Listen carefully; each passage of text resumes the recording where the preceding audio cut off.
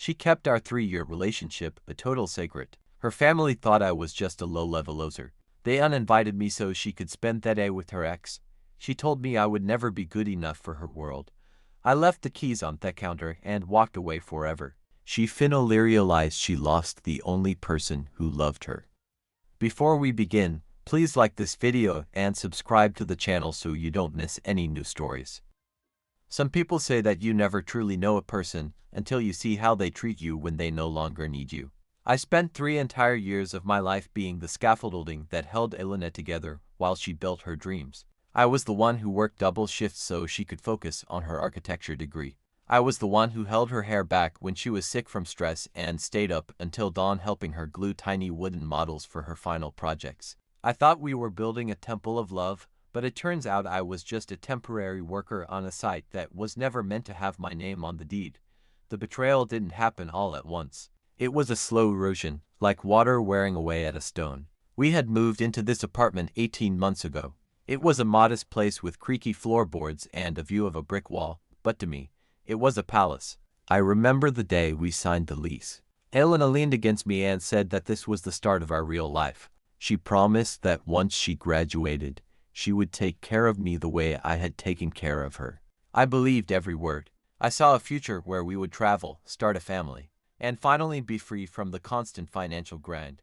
But as the date of her graduation approached, the atmosphere in our home shifted from excitement to a cold, clinical tension. It began with the invitations. Every time the mail arrived, Elena would scramble to grab it before I could even see the envelopes. When I asked if her graduation tickets had arrived, she would mumble something about a delay in the administration office or an issue with the student portal. I wanted to be proud of her. I wanted to sit in those wooden bleachers and cheer until my throat was sore. After all, her success was our success. Or so I thought. 2 weeks before the big day, I decided to take matters into my own hands. I was sitting at the kitchen table, the sun highlighting the layers of dust on the shelves we had never quite finished painting. I told her that I had already requested the day off from the IT firm where I worked. I mentioned that I wanted to rent a nice car to drive her and her parents to the venue. I wanted everything to be perfect for her. Elena didn't look up from her coffee. She stared into the dark liquid as if searching for an escape route. She told me that the car wouldn't be necessary because her father was insisted on driving. Then came the first blow. She said that the university had implemented a new, extremely strict policy regarding guests. She claimed that each graduate was only allowed 2 tickets, and those tickets were already promised to her parents, Marcus and Diane. I felt a hollow sensation in my chest. I asked her if there was any way to petition for an extra seat, or if I could at least stand in the back of the hall. She became defensive, her voice rising in pitch. She told me that I was being selfish by making her big day about my feelings. She said that her parents had paid for her tuition, a lie, since I knew I had covered at least 40% of her living expenses, and therefore they had the right to be there. I stayed quiet, trying to process the idea that after 3 years, I was ranked lower than a piece of paper.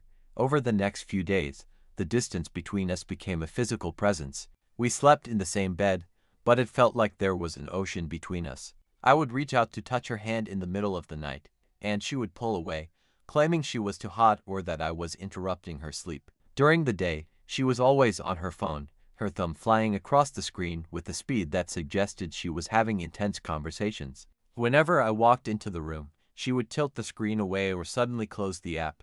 I began to feel like a ghost in my own apartment. I would cook dinner, and she would say she already ate at the library. I would buy her favorite flowers, and she would leave them in the plastic wrap until they wilted. I was watching the woman I loved turn into a stranger, and I didn't know how to stop the transformation. I wondered if I had done something wrong, if I had become too boring or too stagnant for her. I didn't realize that the problem wasn't me, it was the version of her that she was preparing to become. The weekend before the graduation, her parents came over for dinner. This was supposed to be a celebratory meal, a chance for us to bond before the ceremony. I had spent hours preparing a sophisticated meal, wanting to show Marcus and Diane that I was a capable, successful man who could provide for their daughter. I had even bought a bottle of expensive wine that I couldn't really afford. But from the moment they walked through the door, the air turned to ice. Marcus looked at me with a mixture of pity and boredom. Diane didn't even bother to take off her coat before she started critiquing the layout of our living room. They sat at my table, ate the food I had paid for and cooked, and talked about me, as if I were a piece of background noise.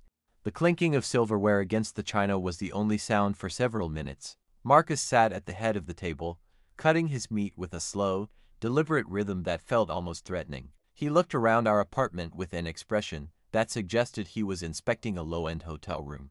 Elena sat next to him, her posture stiff, her eyes darting between her father and her plate. She looked like a witness in a trial, terrified of saying the wrong word. Marcus finally broke the silence. He didn't ask how I was doing or how my work was progressing.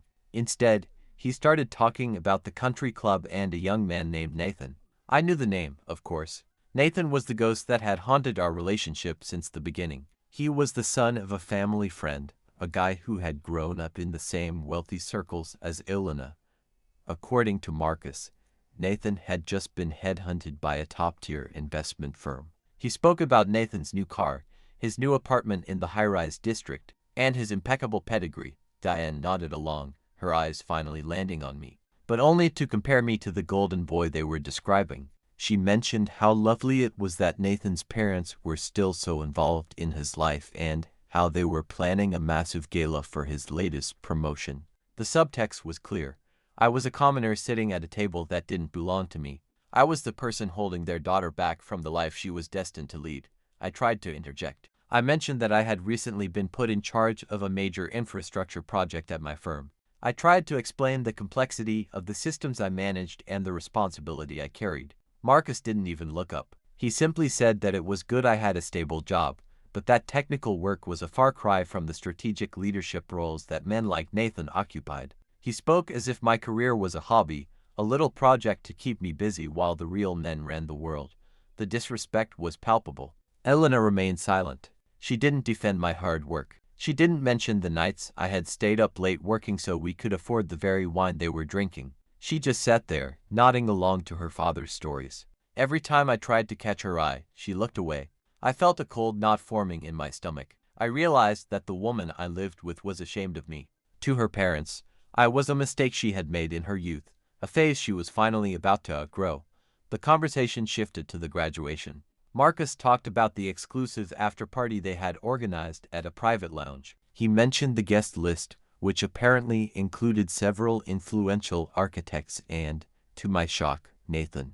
I looked at Elena, waiting for her to say something, to explain why my name wasn't on that list but her ex-boyfriend's was. She kept her head down, her fork shaking slightly in her hand.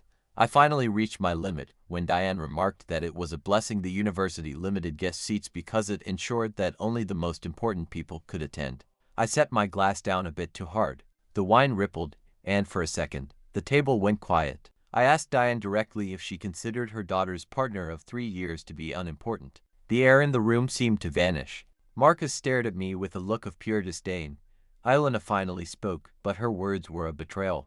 She told me to stop being difficult. She said that her parents were guests and that I should show some respect. I asked her where the respect for me was. I asked her why I was being treated like a ghost in my own home. That was when Elena dropped the mask. She looked at me with a coldness I had never seen before and told me that this apartment was only ours because her parents provided the security deposit and paid the lion's share of the rent, a gross exaggeration. But in that moment, she was rewriting our history to suit her father's narrative. Marcus stood up then, claiming he wouldn't stay in a house where he was being interrogated. They left within minutes, Diane giving me a look of such concentrated pity that it felt like a physical blow. When the door closed, Elena didn't apologize. She didn't try to explain. She just started clearing the table, her movements sharp and angry. She told me I had embarrassed her. She said I was lucky her parents even agreed to sit at the same table as me. I spent that night on the sofa, listening to the city noises outside. I realized that my 3 years of devotion meant nothing compared to the weight of a bank account and a family name.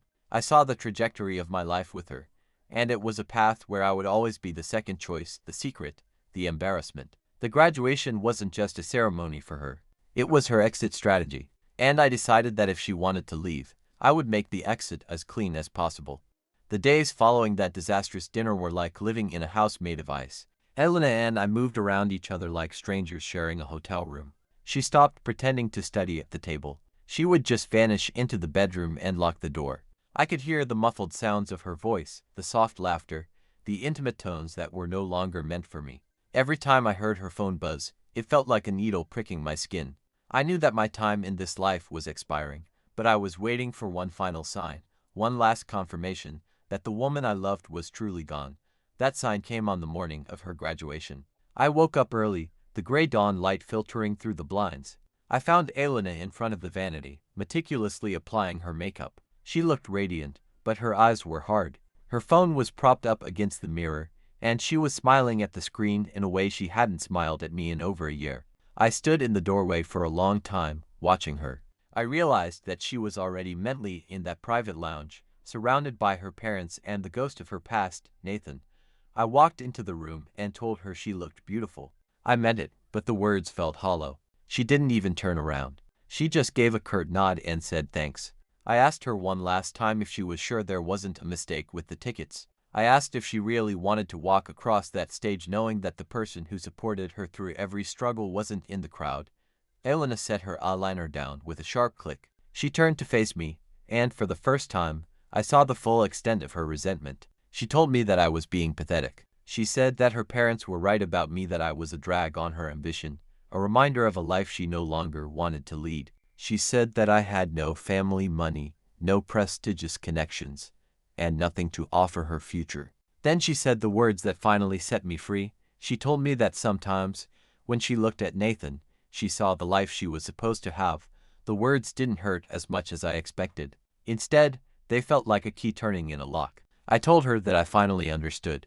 I told her she should leave because I didn't want her to be late for her perfect day. She looked slightly surprised by my calm, almost disappointed that I wasn't begging her to stay, but she just grabbed her cap and gown and walked out.